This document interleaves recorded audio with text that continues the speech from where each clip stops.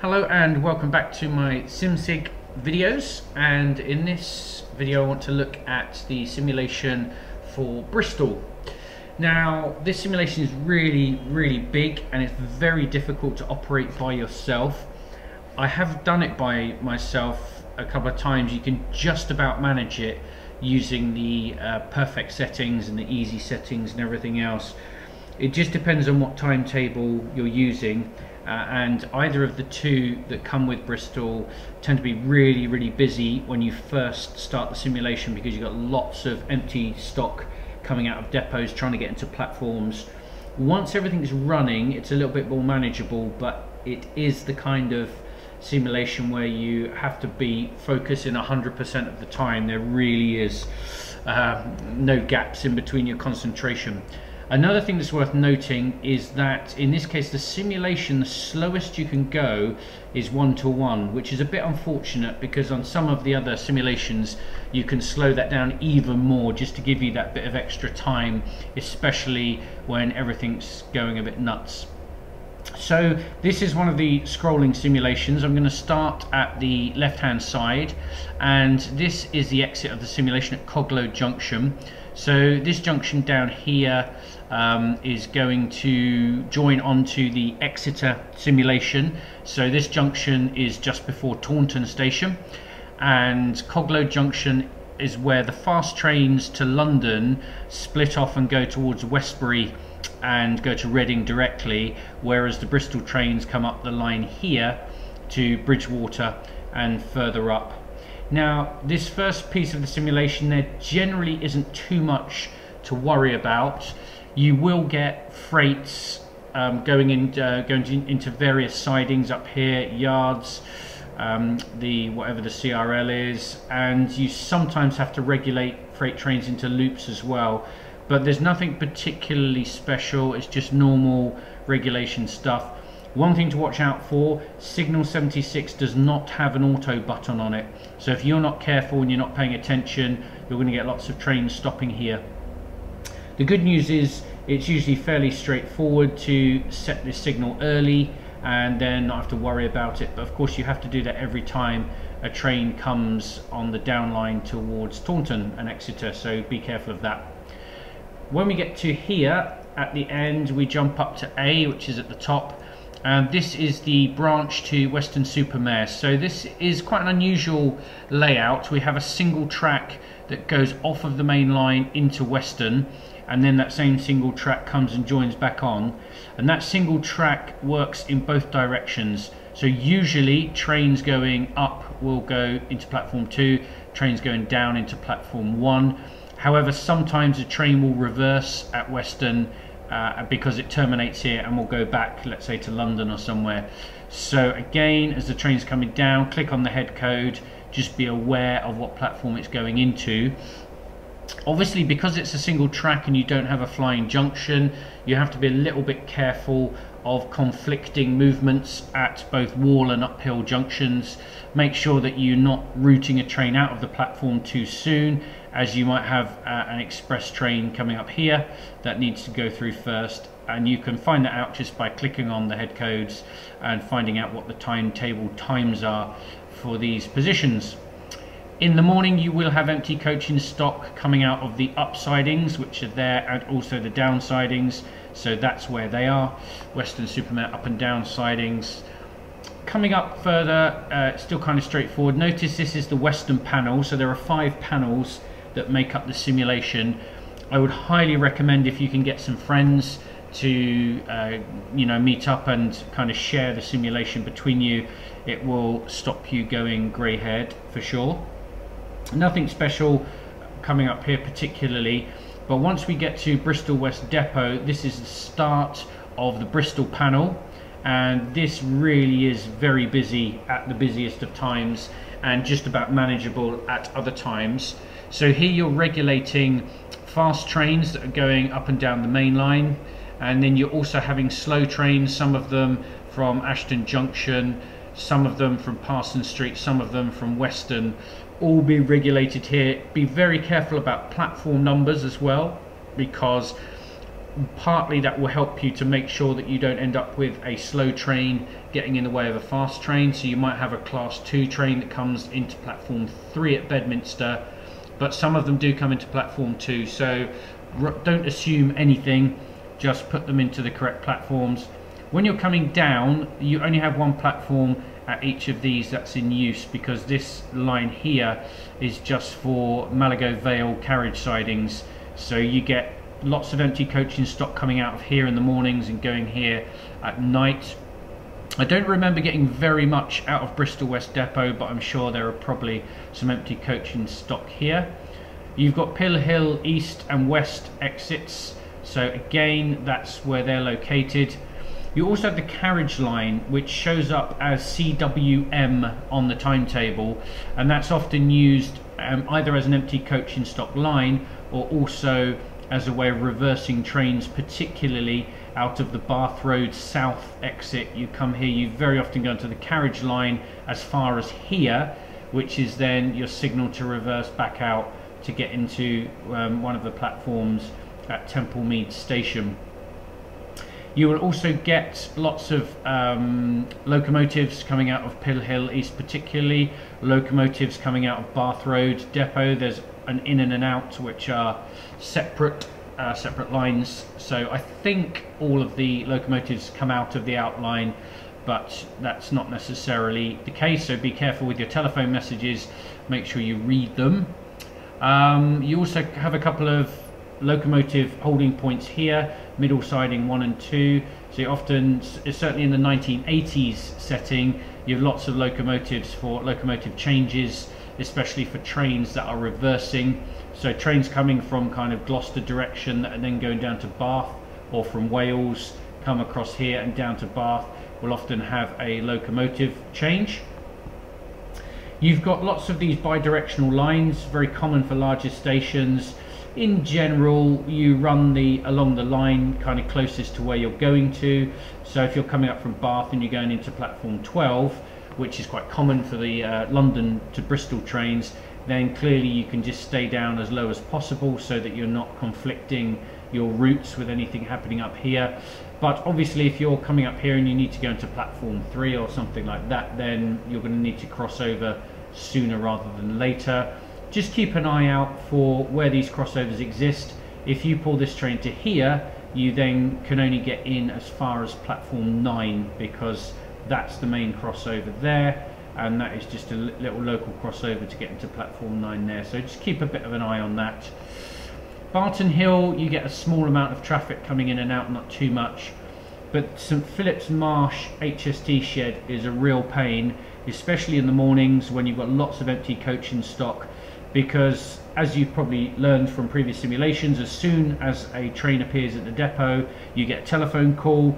Sometimes you get 3 telephone calls all at the same time, with lots of trains waiting to get out of line A or line B, and they can only come out onto a single road, and that takes a while for the trains to clear around here into the relevant platform. So just be a bit careful. You can use sticky notes if you want here to record your telephone conversations, and you might say line A has 5A08 in it or whatever, you know, go into platform 12 or something, and you can kind of fill these out if that's easier, because clicking on these links on the sticky notes will still bring in the timetable information as well, so you can do that if you like, or if you delete the note, that's gone again. So be careful with that, you'll get a lot of traffic there. You sometimes get locomotives running around here through the avoiding line around the edge of Temple Meads. You might need to signal some of those along the fuel road or around the goods loop, which is at the bottom as well. So you get a fair amount of traffic coming around here. Another classic movement as we come around to the eastern side of the junction, eastern side of Temple Meads, is we have this loop that allows trains, generally freight trains, to bypass Temple Meads and to turn the corner without having to reverse, without having to change ends on a loco. Be careful, this loop isn't very long. If you have, say, a long freight train in the goods loop here and you signal it to here, you will probably block North Somerset Junction when you do that. So be a bit careful. I would only send a freight train out of here to the loop when it's clear to go past Dr. Day's Junction and up towards the Filton lines here. So that's just a warning, be careful of that.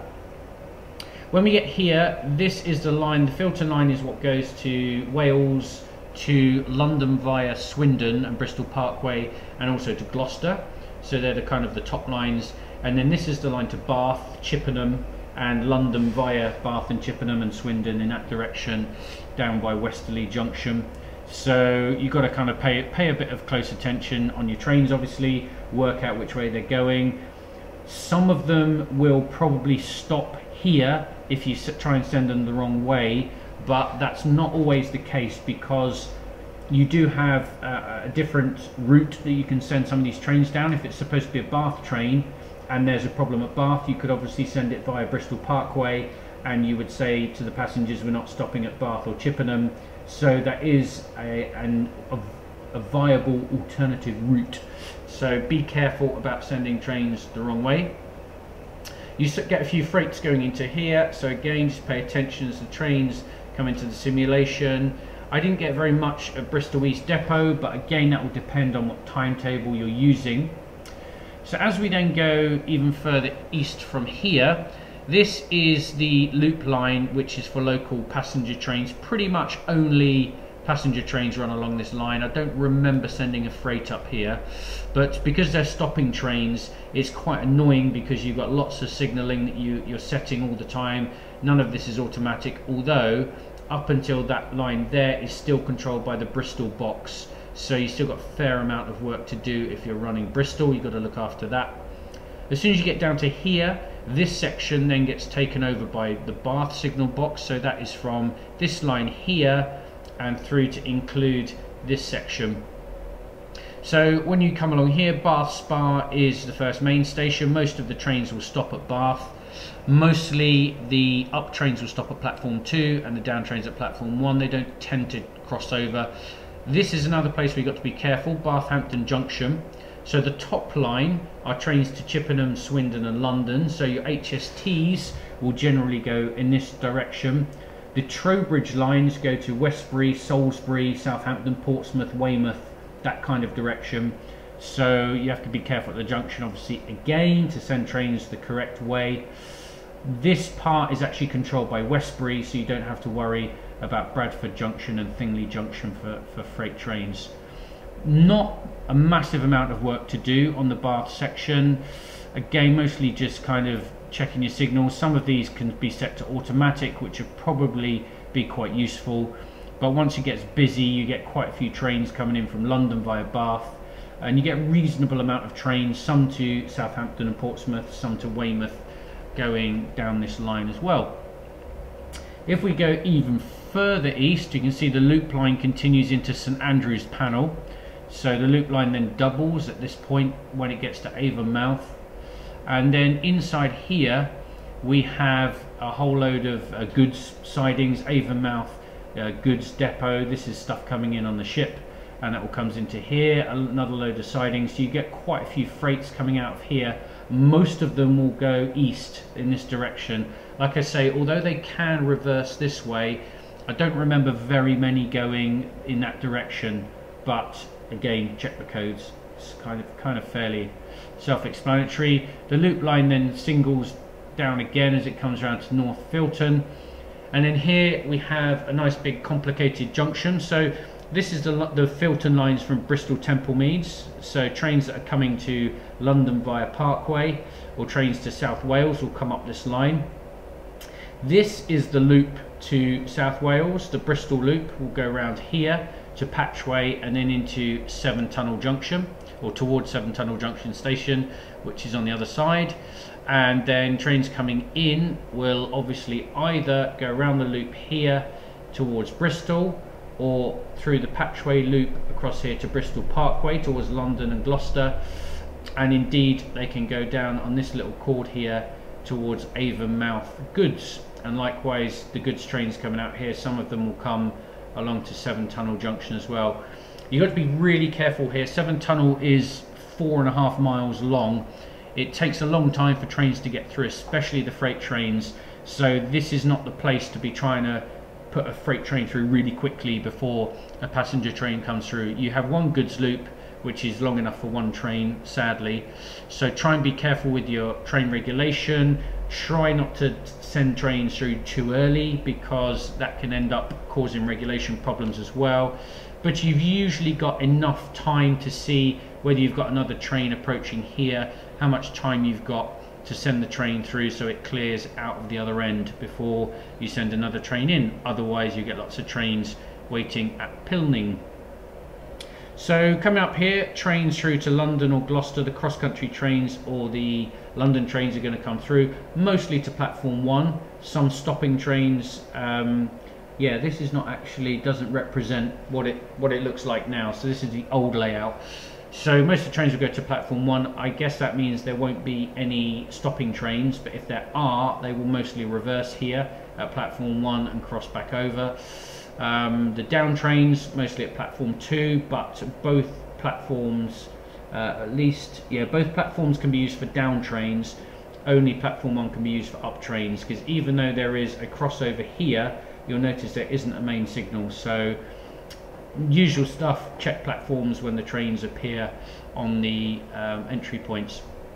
And then if we carry on even further east, we have Westerly Junction, which is a very busy junction in real life. Probably half the trains will go on this line and half the trains will go on the Badminton lines. So the Badminton lines go towards Swindon, and obviously after Swindon they go Didcot, Reading, London. So you've got some fast trains, you've got quite a few freight trains going that direction as well. And then the Charfield lines up to Standish Junction is towards Gloucester, Cheltenham and Birmingham, that kind of direction, the cross-country kind of direction. Same kind of things, you've got goods loops, you've got a few sidings. You will have some freight trains going into and out of these sidings, not very many, but there are lots of sidings for trains to come out of, so you tend to get all kinds of random stuff during the day. The Badminton loop here, depending on your timetable, you can probably auto most of those signals, but again, it's about regulation, keeping an eye on things. You've got a class 7 freight train moving at 45 miles an hour, and then you have an express train here. You have to decide as a signalman, well, have you got time to send the class 7 straight through? Is it going to get out at Lavington or into the loop before the fast train catches up with it? You have to decide that. There's no real quick easy answers. So this is Filton Panel, and that would be chained to Gloucester if you want. That would be chained to Swindon, which is another Simsig simulation there. And I think that's just about it. Like I say, when you first start the simulation up, even if you start at midnight, you tend to start with about 10 telephone calls that you have to try and manage all at the same time. It can be really tricky, but that's kind of what the thing is. Very fun though, lots of variety. If you can get some friends around for the evening, get a few beers out, even though you would never do that in real life obviously, you can have some real fun and waste a lot of hours on this. So any questions or comments about simulation, please add them below. Otherwise I'll probably add a few more about some of the other simulations as I've got time. Thanks very much.